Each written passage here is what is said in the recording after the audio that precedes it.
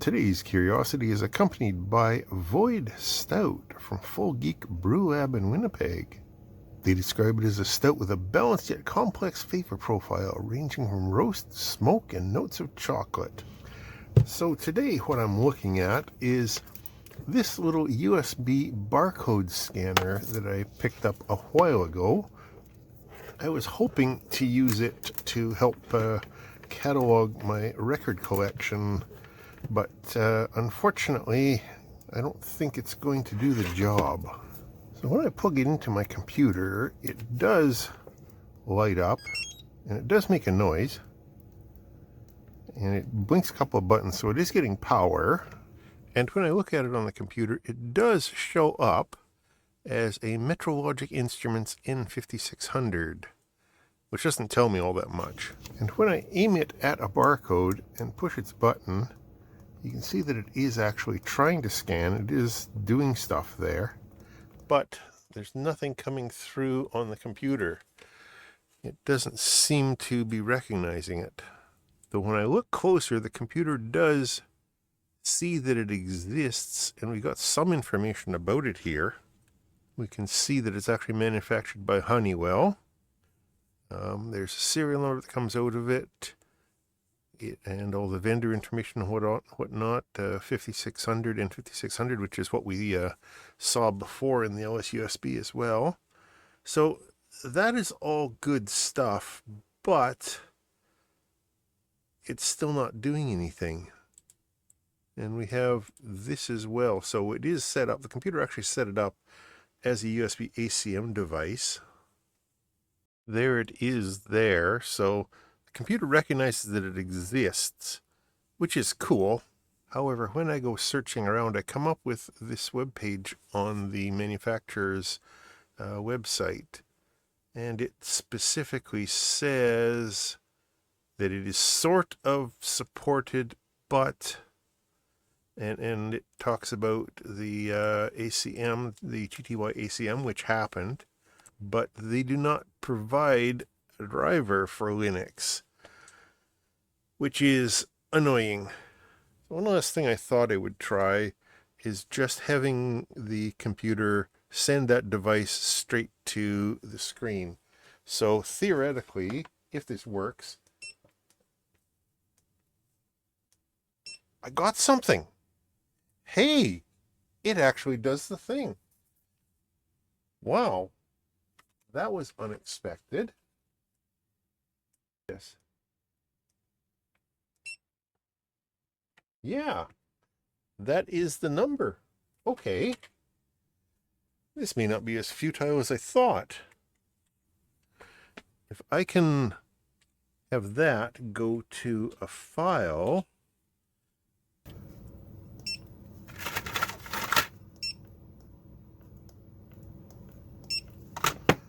Well, would you look at that? It actually does the thing. Cool. So I can use this. That would be really handy. Unfortunately, I have to drop it into a file. I can't have it just show up on the command line. Like with some that I've used in the past, if I scan them, yeah, see, it's not, if I scan them at the text prompt, it will take, but this one apparently needs some other voodoo to happen. But the fact that I can get it to do anything is awesome. Of course, that still doesn't mean I'm not going to tear it apart. That is one of the main things that I do around here, you know. But I am going to be a little bit more gentle than I might otherwise be, because I want to be able to put it back together. One moment, let me clear away, and let's transition into that phase of the video. This is going better than expected. So this guy, as we saw, has a little push button there. It has two LEDs there, a red one there, and I'm assuming that's a green one, although it never lit up, I don't think. I wasn't paying attention. On the front here, a little scanning window, we have what appears to be a lens and probably the laser scanning emitter thing, and then a couple of other what look like tiny little LEDs down at the bottom there. But that, according to Honeywell's website, is all one integrated sensor module. This thing here Although that looks a little bit different than the one that we've got. Although we do have those LEDs there. We do have that, which, like I said, I think that is the laser lens, which is scanning horizontally. You can see a little slit there. And this, I think, is the camera lens, which is picking things up. I don't know if we'll get any more information about this thing directly, about this module, but that is the main module that we can actually see through the window. And then on the back of it, we have 4 little caps that I'm assuming are hiding screws. That little Phillips screws down there. Pop those off. Try not to send all of them onto the floor. And get a screwdriver in here and see if we can pull those out. Sure we can. That was easy, and then it just comes apart. Oh, I see a little ribbon cable in there. Hang on. So it looks like we've got 2 different boards in here joined together by this little ribbon cable, which I hope I can take off without damaging anything. There we go. Now that part looks like it's the camera driver board. That's all in the back there. It has a single big ribbon cable going onto the module. Patented Honeywell patents. Okay. Other than that, that is a really tightly little integrated board. We'll take a closer look at that in a minute. Then there is this one which connects to the USB and has the connector that goes over to there, which is, how big a connector is that? If I'm counting that right, that is a 12-pin connector that joins the 2 boards together.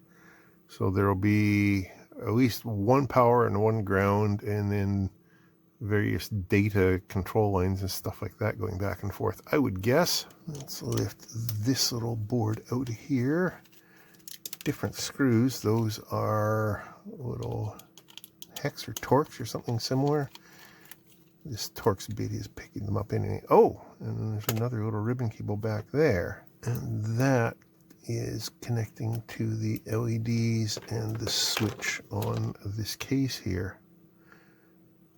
We got there 4 wires, so a common and 1 each to the switch and the 2 LEDs. Sure. And this cable plugs in with just a standard RJ45. That's cool. So now we can take a little bit closer look at this board and see if there's anything that's got a part number on it. Well, the first thing that I recognize is this little guy here marked LS1.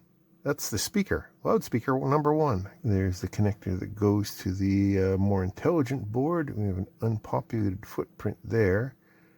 Some teeny tiny little resistors. I don't even know how tiny those are. They are smaller than a millimeter. I would hate to have to try and hand solder one of those.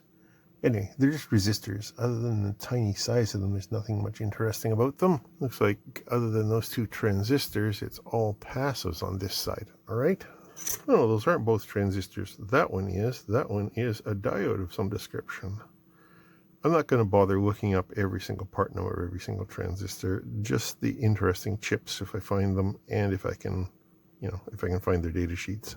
Looks like there are 2 types of chip represented on here with a few of each one. There's these C04Js, which are a single inverter, single logic inverter, and A25J, and that one is a buffer gate with a tri-state output. And of course, as we suspected earlier, all the brainy stuff will be going on this board right behind the module. I'm not quite sure how I can get this out of here without doing some damage.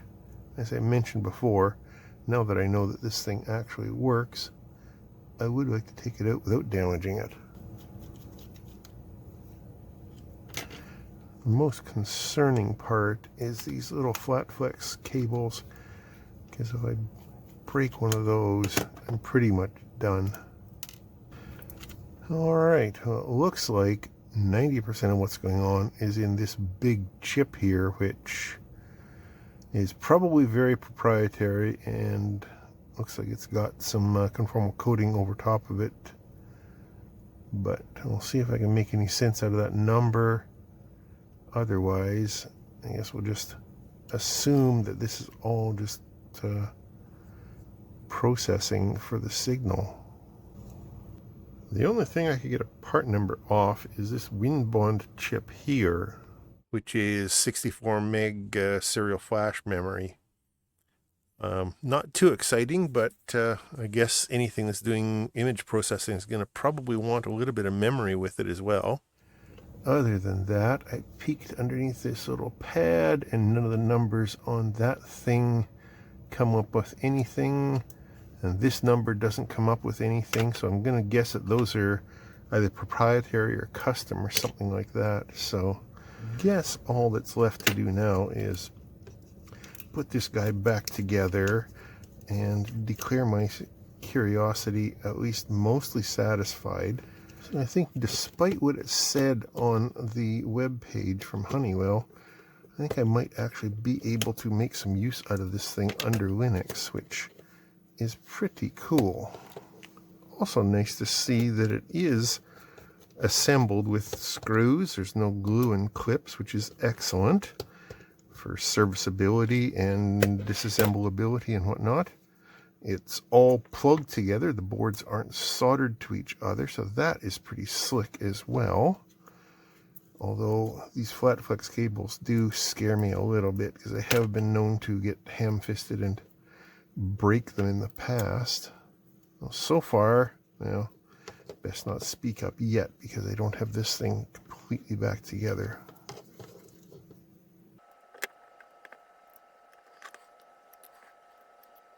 Did that latch in place? Yeah, I think so. Cool. Put down the restraining Kapton tape there, and then back together. Oh, I think I probably should plug that in first, because there is some bungage back there that has to, yeah, there we go. Well, why is that not sitting where it's supposed to be? There's a little O-ring that's floating around there that needs to sit into the groove, and I think I got it. I think so. All there is to do is to put this back together, and then I guess I'll plug it back in and just test it to make sure that I didn't cause it to cease to function. Nice case. There's a little kind of rubber weatherproofing, probably not full IP rated, but definitely won't be getting dust and splashes of gravel in there, so that's something, I guess. Let's plug it in and see if it still works. Good sign. Let's see if it'll read that. Okay, it reads that beer can. Wonder if it'll read any of these. Let's cover those two up. Okay. Okay, that's cool. So what's our file say? 871203. Yep, that is my beer. And the graphics card 21962. Yep. And 21369. Yes, it is reading them, even these tiny little ones. Let's see if it can handle a QR code. It recognized it. Let's try this QR code. No, that's a little bit too big. It doesn't like it, I don't think. Or maybe there's not enough contrast because it's got spilled beer on it. Yeah, it actually did pick up that one off the GeForce box. That is cool. Well, this is a really cool thing. I am pleased with it. I didn't think I would be after reading that description on their webpage that said it doesn't want to work with Linux, but clearly it does if you just do a little bit of command line shenanigans.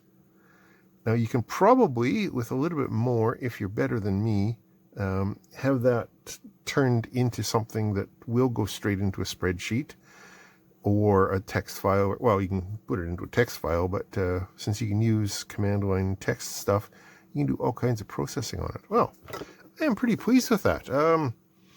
Not much of a teardown, not much of a video, just me exploring, but Thanks for coming by anyway. I do appreciate it. Questions or comments down below. If you got any suggestions for some command line trickery that I might try with this thing, let me know. Other than that, thanks for watching. I'll talk to you later.